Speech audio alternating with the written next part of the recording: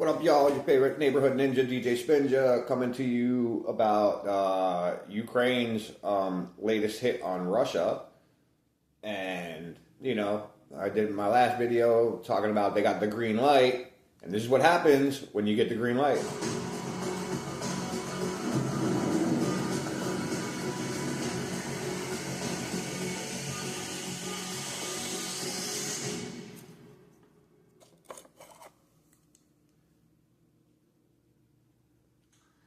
It was daring but sneaky, complicated yet simple in principle, and deadly but inexpensive.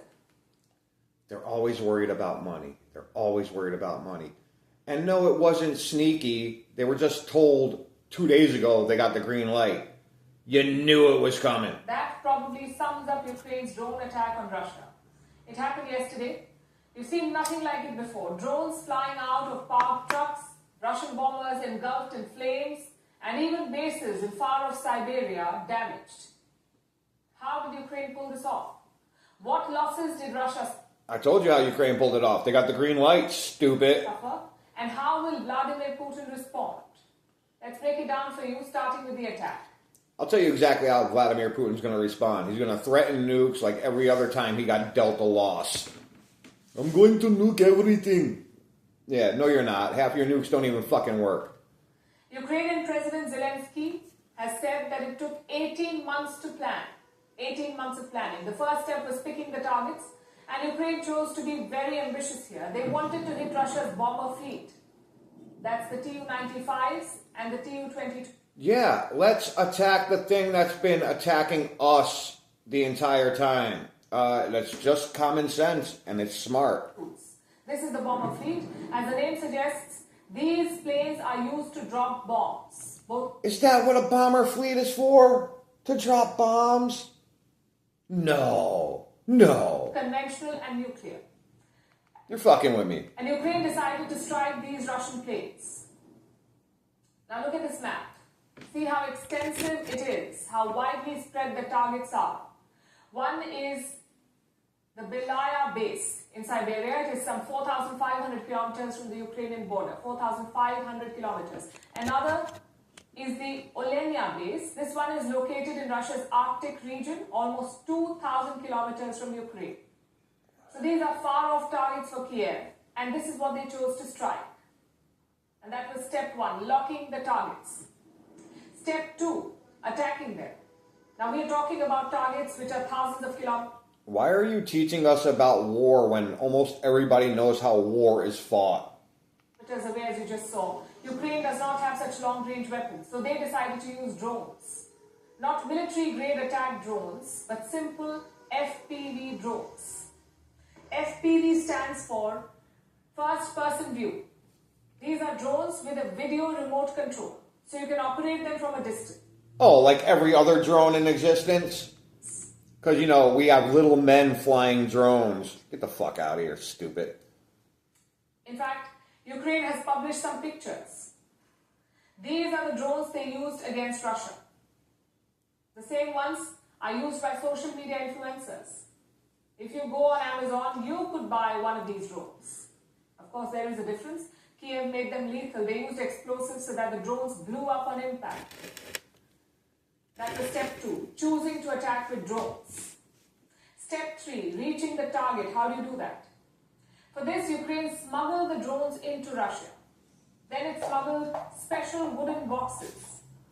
Once both the drones and the boxes were inside Russia. What's so special about the wooden boxes? You could have just said wooden boxes. They were put together.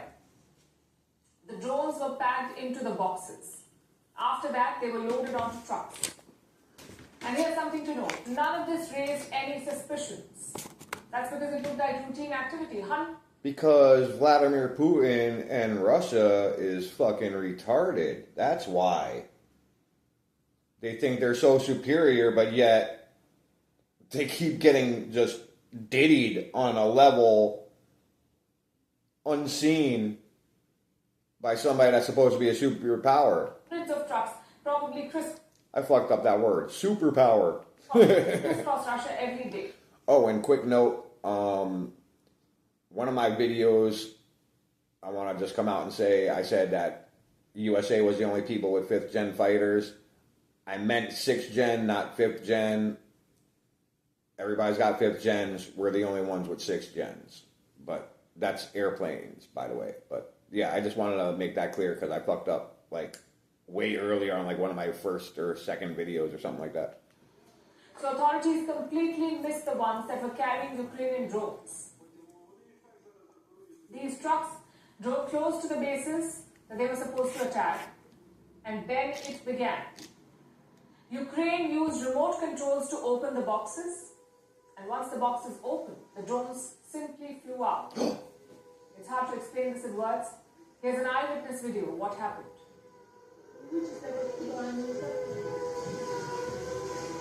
That sounds like so many drones.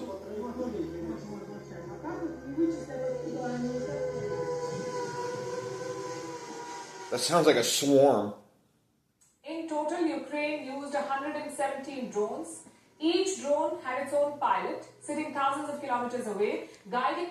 You think? Like I said, because they're going to put little men in the drones. Of course they were freaking controlled by people far away. That's the whole point of drones. The weapon using a remote control. And now look at the impact. Quite deadly. We have footage of the drone strikes. You can see the drone hovering over Russian bombers, then plunging into them and exploding. Take a look. Hell yeah.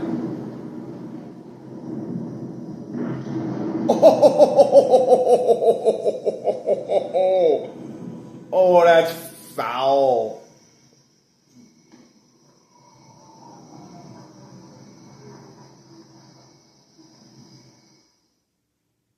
Russia admitted that some of the planes caught fire, but they haven't given numbers. They also said that 3 other I can't believe they even admitted that that happened. bases had been targeted, although those strikes were thwarted. Ukraine says it hit at least 40 Russian warplanes, 40. 40. And 34% of Russian bombers. That is Ukraine's claim. It says their attack cost Russia up to $7 billion. If true, this is a massive setback for Moscow. They're so worried about other countries' money every time. Just now, I received a report from head of the security service of Ukraine, Vasily Maluka.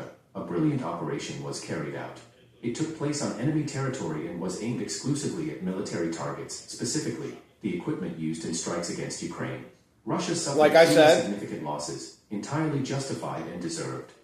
Yeah, I agree with that. The pictures and details make one thing clear. This was an operation like no other. It wasn't about brute force. It wasn't about superior technology. It was about ingenuity. And it leaves us with 2 questions. How has it weakened Russia? And how will they hit back? Well, the intelligence... I'll tell you how they'll hit back. They're going to threaten nukes, just like they always do, anytime they suffer any bit of loss. I will nuke the entire world if other people join in on my special military operation that I'm trying to take over some other country and God forbid anybody else fucking jumps in. This failure is obvious. Kiev says the planning was happening for 18 months, yet Moscow had no clue. Plus Ukraine... Because they're retarded. Inside Russia, apparently right next to a Russian intelligence building. Again, that is just a claim. But if true, it's an even bigger failure. Secondly... Russia has been failing on an epic level for 3 years now. It's a loss of prestige. Russia is a major power. It has the world's largest nuclear arsenal, yet Ukraine burned down their bombers. If Russia has shown anything, they're not a major power anymore. It's all talk and no show. In broad daylight. Damn, in broad daylight. That's even better. And finally, the strategic setback. That's even more embarrassing. These bombers have been used repeatedly against Ukraine. They're also key to Russia's nuclear second strike capability. What does that mean? Let's say the enemy hits Russia with a nuclear strike. They destroy Moscow's land-based nuclear weapons. Then what would Russia do? They would use these bombers to strike back, hence the term second strike capability. Russia always considered these bombers to be invincible. They were parked deep inside Russian territory. But Russia has claimed everything to be invincible. Sounds familiar because you guys claim that all your shit is invincible and you're using Russian freaking air defense. So if their air defense is getting wrecked and diddied on an epic level, how come yours didn't? And yours shot down everything that came at their way. And I'm sorry, yeah, you know, it does seem like I'm like constantly shitting on India, but you know what? When India keeps screwing Americans over and stealing IDs and personal, that whole subsidy card bullshit, I got caught up in that bullshit, and guess what? I didn't get my taxes back because they said I got a subsidy card, but I ain't get no damn subsidy card because some motherfucker named Jonathan must have got my subsidy card and spent that shit. So, yeah, no. Fuck y'all. Ukraine still managed to hit them. It shows a weakness in Moscow's calculations. And now the ball is in Putin's court. How will he respond to this brazen attack? Most likely with an escalation. On the ground, Putin has already made rapid gains. He captured 240 square kilometers of land in March, 379 square kilometers in April, and 507 square kilometers in the month of May because we tied Ukrainians' hands around their back and told them they couldn't do certain shit. But, now that we gave them the green light, watch how much of that shit comes back. A push towards Sumy, which is a city in northeast Ukraine. Zelensky says around 50,000 Russian troops have amassed nearby. So this could mean a large-scale offensive. But chances are that will not satisfy Putin. Of course it won't. He needs a visible and impactful retaliation, one that re-establishes Russia's absolute aerial domination. And that's where you're going to fail because your whole air freaking, whatever the fuck that's called, your plane fleet there or whatever, straight garbage. It could be a series of missile strikes. It could also be the use of rarer weapons, for example, a hypersonic missile. Whatever Putin chooses. Yeah, your super hypersonics that keep constantly getting shot down by our 50-year-old technology. Yeah, okay. One thing is certain, Donald Trump's peace push is not working. Ukraine did not even inform the US about this strike. They didn't have to. We gave them the green light, stupid. They may have kept Europe in the loop. Because such an attack requires a lot of support. You need satellite imagery, you need the latest intelligence. It's hard to see Ukraine gather all of this without European support. They got European support. They got European, they got UK, they got France, they got us. And I did a video on it of everybody that joined in and basically told Ukraine, yeah, go for it. Fuck them. So where does that leave the ceasefire talks? There's never been a ceasefire because we kept trying to do ceasefires and it never worked because Putin didn't want to do ceasefires. And we've covered this time and time again too on previous videos. From Russia and Ukraine did meet today. It was their second round of talks in Istanbul. They agreed to exchange wounded soldiers and those under 25 years of age. Plus both sides will exchange 6,000 bodies of killed soldiers. That's 6,000 on each side. What about a ceasefire? Ukraine says it offered an unconditional ceasefire, but Russia says it offered a partial one.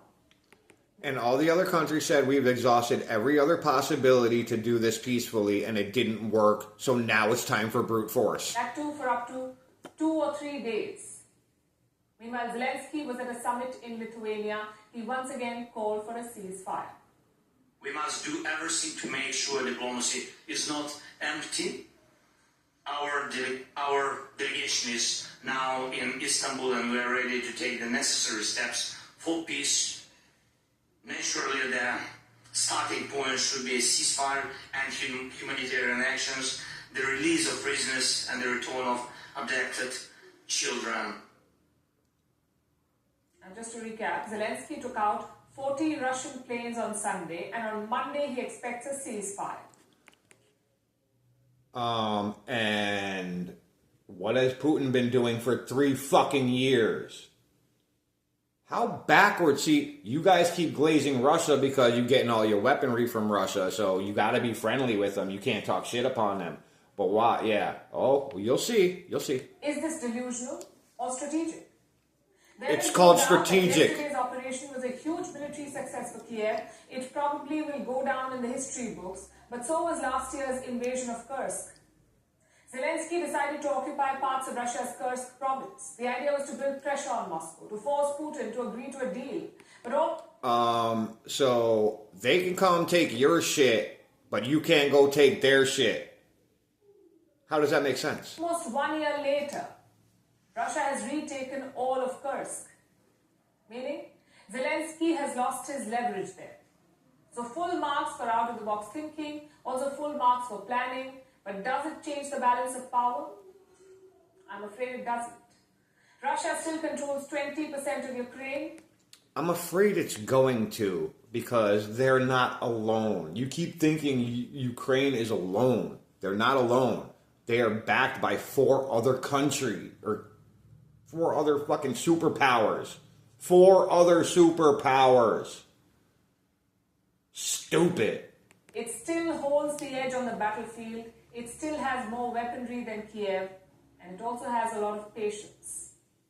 Sneak attacks alone will not change that. No, but throwing super bodies and whatever. Anyways, just to show you how retarded those fucking people are. Anyways, you seen what happened? Shit's hitting the fan on an epic global scale. So, like I said, kiss your loved ones, tell them you love them. You ain't got much time left, y'all. You want to support your boy, hashtag DjSpinja. We're trying to grow this, trying to get better technology. Tomorrow, hopefully, I will have a little bit more technology, and we will be hopefully doing better videos. So, peace, chicken grease, sop it up with a biscuit, kiss it up to the deity. Mine is Abraxas. Peace, y'all.